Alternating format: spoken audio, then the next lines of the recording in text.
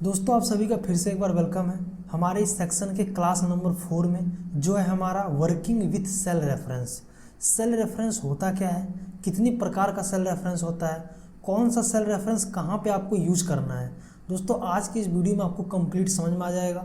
दोस्तों ये जो हमारा क्लास होने वाला है ना, इस कोर्स का सबसे ज़्यादा इंपॉर्टेंट क्लास है। दोस्तों इस क्लास को आप ध्यान से पूरा आप कंप्लीट देखो। सबसे पहले तो ये समझते हैं सेल रेफरेंस होता क्या है। जैसे दोस्तों मैंने यहाँ पे टाइप किया है क्वांटिटी और रेट, मुझे अमाउंट निकालना है। तो इसके लिए हम क्या करेंगे, क्वांटिटी और रेट का क्या कर देंगे, मल्टीप्लाई कर देंगे। तो इक्वल टू लगाया मैंने। अब जब आप क्वांटिटी वाले सेल को करते हो सेलेक्ट करते ही यहाँ पे देखो D5 आ गया, उस सेल का रेफरेंस आ गया। तो इस सेल का रेफरेंस क्या है, D5 है। ठीक है, ये हो गया सेल रेफरेंस। मल्टीप्लाई का सिंबल लगाओ, इस सेल को आप सेलेक्ट कर लो, D5 मल्टीप्लाई E5।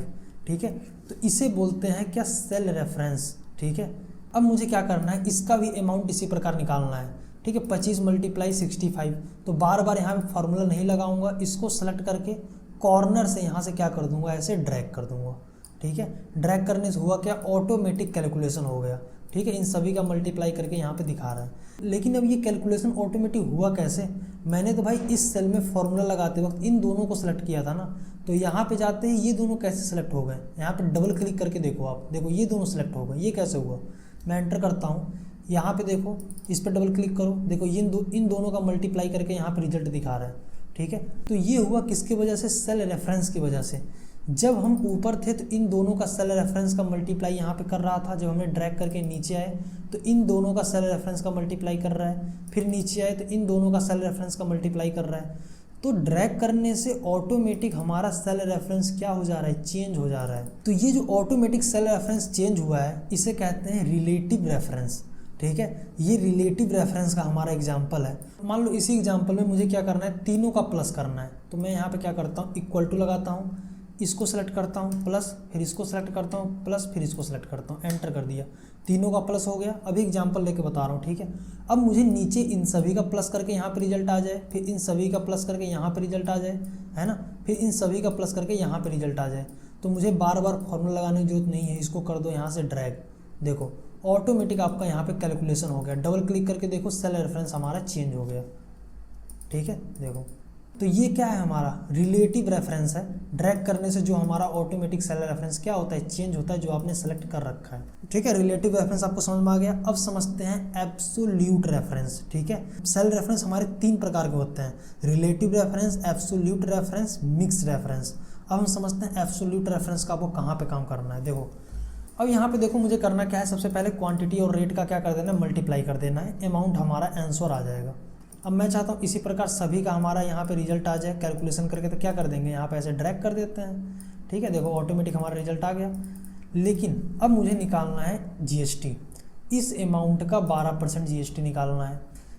इस अमाउंट का फिर 12% यहाँ पे रिजल्ट आ जाए, फिर इस अमाउंट का 12% यहाँ पे आ जाए, है ना, फिर इस अमाउंट का 12% यहाँ पे आ जाए। मतलब कि सभी अमाउंट में मुझे 12% क्या करना है, GST का कैलकुलेशन करना है।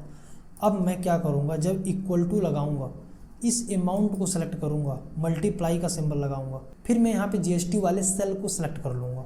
अब ध्यान से देखो आप, मैंने कर दिया एंटर। अभी तक तो रिजल्ट आ रहा है 1000 का 12%, 120 रुपये GST आपका कट जाएगा।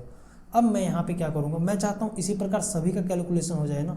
1625 का 12% का यहाँ पे रिजल्ट आ जाए, है ना, फिर 1375 का 12% रिजल्ट आ जाए। मैं चाहता हूँ ड्रैग करने से ऑटोमेटिक कैलकुलेशन हो जाए।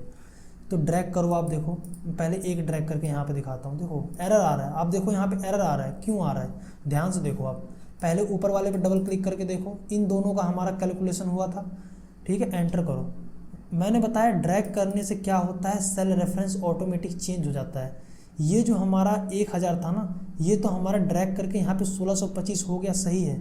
लेकिन यहाँ पे क्या हुआ, जो ये हमारा रेड वाला था ना 12%, ये भी ड्रैग करने से देखो, ये भी हमारा नीचे के साइड ऐसे सेल रेफरेंस नीचे आता चला जा रहा है।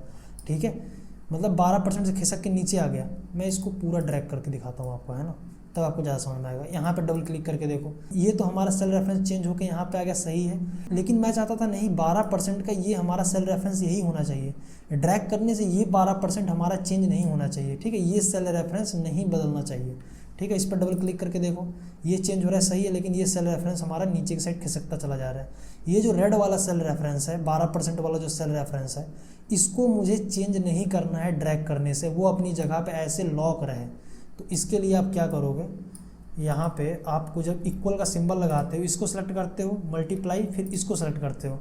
इस 12% वाले सेल को क्या करना है, अपनी जगह पे रोक के रखना है जब हम ड्रैग करें।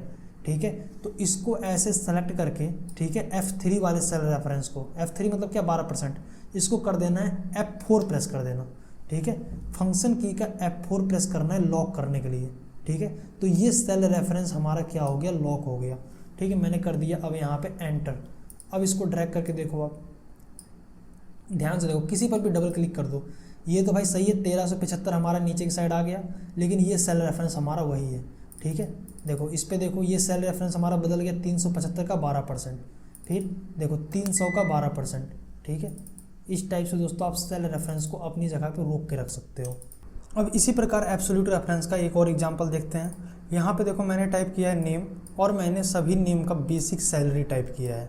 अब आपको करना क्या है, सभी के सैलरी में यहाँ पे बोनस ऐड करना है। 15,000 का 2,000 बोनस 17,000 हो जाए टोटल पे आउट, फिर 20,000 का 2,000 बोनस 22,000 हो जाए। ठीक है, सभी में आपको 2-2 हज़ार रुपये इसमें ऐड करना है। ठीक है, तो इसके लिए आप क्या करोगे, इक्वल लगाओगे, इस सेल का सेल रेफरेंस दोगे, प्लस फिर इस सेल का सेल रेफरेंस दोगे, दोनों हो गया सेलेक्ट। फिर यहाँ पे एंटर करोगे। फिर मैं चाहता हूँ इसको ड्रैग करने से जो है सभी का रिजल्ट आ जाए ना, तो देखो ड्रैग करने से हमारा गलत आ रहा है, क्योंकि ये भी हमारा जो रेड वाला नीचे आ जा रहा है। ठीक है, तो इसके लिए आपको क्या करना है, इसको करना है लॉक। तो कुछ नहीं, सेलेक्ट करके आप फंक्शन की का F4 प्रेस कर दो। तो ड्रैग करने से होगा क्या, ये सेल रेफरेंस हमारा नहीं बदलेगा। ठीक है, ये एब्सोल्यूट हो जाएगा। ठीक है, लॉक हो जाएगा। मैंने कर दिया एंटर। अब इसको यहाँ पे ड्रैग कर दो। देखो अब हम समझते हैं सबसे लास्ट रेफरेंस क्या, मिक्स रेफरेंस। वैसे सबसे ज़्यादा यूज हमारा यही होता है क्या, रिलेटिव और एब्सोल्यूट। बहुत कम हमारा यूज होता है मिक्स रेफरेंस, लेकिन आपका लॉजिक क्लियर होना चाहिए। बहुत ही आसान है। देखो क्या, यहाँ पे मुझे डिस्काउंट का कैलकुलेशन करना है। 1,000 का 10% यहाँ पे आ जाए, फिर 1,000 का 12% यहाँ पे आ जाए, फिर 1,000 का 15% यहाँ पे आ जाए। ठीक है, इसी प्रकार 1625 का 10%, 1625 का 12%, 1625 का 15%। तो इसके लिए नॉर्मल हम क्या करेंगे, इक्वल लगाएंगे, 1,000 वाले सेल को सेलेक्ट करेंगे, फिर मल्टीप्लाई यहाँ पे 10% को सिलेक्ट कर लेंगे। देखो 1,000 का 10% 100 हो गया। ठीक है, इसको यहाँ से कर देंगे ड्रैग। ड्रैग करने से क्या हुआ, डबल क्लिक करके देखो। आप दोस्तों खुद पकड़ो गलती हो कहाँ पे रहा है, किसको लॉक करना है किसको नहीं करना है, आप ध्यान से खुद देखो। मैं आपसे पूछ रहा हूँ, यहाँ पे अगर मैं डबल क्लिक करता हूँ, इस सेल का यहाँ पे 10% एकदम सही है। यहाँ पे मैंने ड्रैग किया, आगे गया, इस पर डबल क्लिक करके देखो, ये तो 12% हो गया, लेकिन ये सेल रेफरेंस हमारा नहीं बदलना चाहिए, ये तो यही रहना चाहिए था ना। तो ड्रैग करने से ये भी हमारा आगे बढ़ता चला जा रहा है। तो इस बार आप किसको लॉक करोगे, इस बार आप लॉक करोगे इस वाले सेल को। तो इधर ड्रैग करने से ये 10 से 12 हो जाएगा, 12 से 15 हो जाएगा, है ना। ये सेल रेफरेंस हमारा चेंज हो जाएगा ड्रैग करने से। लेकिन मैं चाहता हूँ ये सेल रेफरेंस अपनी जगह पे फिक्स रहे। तो इसके लिए इसको सेलेक्ट करके D3 को आप कर दोगे F4। अब यहाँ पे ऐसे ड्रैग करो, देखो ठीक है 10% सही है। इसको डबल क्लिक करो, देखो 1,000 वहीं पे है, तो 1,000 वाला सेल हमारा वहीं पे है। ठीक है, और ये हमारा चेंज हो रहा है। ठीक है, अब मुझे इन सभी को क्या करना है, नीचे के साइड ऐसे ड्रैग करना है। अब यहाँ पे देखो गलत हो रहा है भाई, यहाँ पे जो है देखो ये नीचे आ जा रहा है ना, ये देखो नीचे आ जा रहा है। ठीक है, अब करना क्या है, ध्यान से देखो, इसको डिलीट कर देता हूँ। अब यहाँ पे आपको एक लॉजिक को समझना है। मैं चाहता हूँ कि इसको जब नीचे के साइड ड्रैग करूँ ना, तो हमारा कैलकुलेशन ऑटोमेटिक होना चाहिए। यहाँ पे ध्यान से देखो, आप पहले एक चीज़ पे फोकस करो, ये हमारा वहीं के वहीं है। ठीक है, ये जो 10,000, ये जो 1,000 है ना, ये हमारा वहीं पे फिक्स है। तो मुझे करना क्या है, ये इसको तो हमने लॉक कर दिया है, लेकिन इसको कुछ इस प्रकार से लॉक करना है कि इसको डिलीट कर देता हूँ, कि इधर ड्रैग करने से ये सेल तो अपनी जगह पे लॉक रहे, है ना, ये तो लॉक रहे, सही है। लेकिन जब नीचे के साइड ड्रैग करें तो ये 1,000 से चेंज हो जाए 1625। ठीक है, जब मैं इसको नीचे के साइड ड्रैग करूँ ना, तो देखो हमारा ये क्या हो रहा है, वहीं के वहीं है। जबकि मैं चाहता हूँ इधर ड्रैग करने से वो अपनी जगह पे लॉक रहे, लेकिन नीचे ड्रैग करने से वो खिसके, सेल रेफरेंस बदले। तो ये लॉक जो आपने पूरी तरीके से कर दिया है ना, इस लॉक को आप जो है क्या करो, देखो ये हमारा क्या चेंज हो रहा है। मैं चाहता हूँ कि यहाँ पे 3 से हो जाए 4, 4 से हो जाए 5, है ना। तो ये जो 3 वाला है ना, 3 का आगे जो डॉलर का सिंबल है, इसको आप रिमूव कर दो, है ना। तो यहाँ पे क्या होगा, केवल हमारा कॉलम, जो हमारा डी वाला कॉलम है ना, ये हमारा क्या रहेगा, लॉक रहेगा। ठीक है, डी से ई नहीं होगा, लेकिन 3 से 4 हो जाएगा, 4 से 5 हो जाएगा। अब इसको ड्रैग करूँ नीचे के साइड, देखो।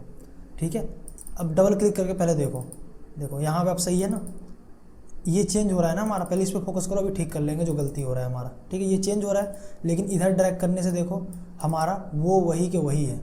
ठीक है, यहाँ पे देखो आप D3। ठीक है, अब गलती हमारा हो कहाँ पे रहा है, इसको नीचे के साइड ड्रैग करने से क्या हो रहा है, यहाँ पे देखो ये जो 10% है ना, ये भी हमारा नीचे के साइड खिसकता चला जा रहा है, रेड वाला। तो इसको क्या करना है, इसको सेलेक्ट करके अभी पूरी तरीके से आप लॉक करो, F4 प्रेस करो। ठीक है, डबल क्लिक कर देता हूँ, देखो यहाँ पे अब हमारा कैलकुलेशन सही हो रहा है। ठीक है, लेकिन मैं चाहता हूँ कि अब इधर ड्रैग करने से हो क्या, इधर ड्रैग करने से हमारा यहाँ पे देखो ये जो 10 का 10, इसको पूरी तरीके से हमने आगे पीछे डॉलर का सिंबल है, पूरी तरीके से ये सेल हमारा लॉक है। मैं चाहता हूँ नीचे ड्रैग करने से वो अपनी जगह पे रुका रहे, नीचे ड्रैग करने से वो सेल अपनी जगह पे रुका रहे, है ना। लेकिन इधर ड्रैग करने से ये हमारा चेंज हो, 10 से हो जाए 12, 12 से हो जाए 15। ठीक है, तो इसके लिए आप क्या करोगे, 10 से 12, 12 से 15, चेंज क्या हो रहा है, ई से एफ, एफ से जी, मतलब कॉलम चेंज हो रहा है। और ये जो हमारा 2 वाला रो है सबके लिए कॉमन है, तो यहाँ पे ई के आगे आप डॉलर का सिंबल हटा दो, ई से हो जाएगा एफ, एफ से हो जाएगा जी, है ना। तो यहाँ पे अब देखो आप, अब इसको यहाँ पे ड्रैग कर दो और इसको नीचे के साइड ड्रैग कर दो। अब देखो आप ध्यान से डबल क्लिक करके देखो। ठीक है, किसी पर भी डबल क्लिक करके देख लो आप। दोस्तों मिक्स रेफरेंस हो सके थोड़ा आपको कम समझ में आया हो, 1-2 बार वीडियो को आप फिर से पीछे करके 1-2-3 बार आप वीडियो को देख लेना, जिससे आपको मिक्स रेफरेंस भी समझ में आ जाए। वैसे सबसे ज़्यादा यूज जो होता है वो होता है हमारा रिलेटिव रेफरेंस, एब्सोल्यूट रेफरेंस। दोस्तों ये हमारा सेक्शन 2 पूरी तरीके से हमारा कंप्लीट हो गया है। अब दोस्तों आपको देना है टेस्ट। इस सेक्शन के अंदर जितना भी आपने क्लास सीखा, उसके अंदर जो जो आपने टॉपिक सीखा, उसी के अंदर कुछ क्वेश्चन आपको अराइज होंगे, उसी में से दोस्तों आपको क्या करना है, जवाब देने हैं। ठीक है, सेक्शन 2 दोस्तों आप बढ़िया से देख लेना। अब दोस्तों इसके बाद आपको टेस्ट देना है। अब दोस्तों मिलते हैं अपने इस कोर्स के सेक्शन नंबर 3 में।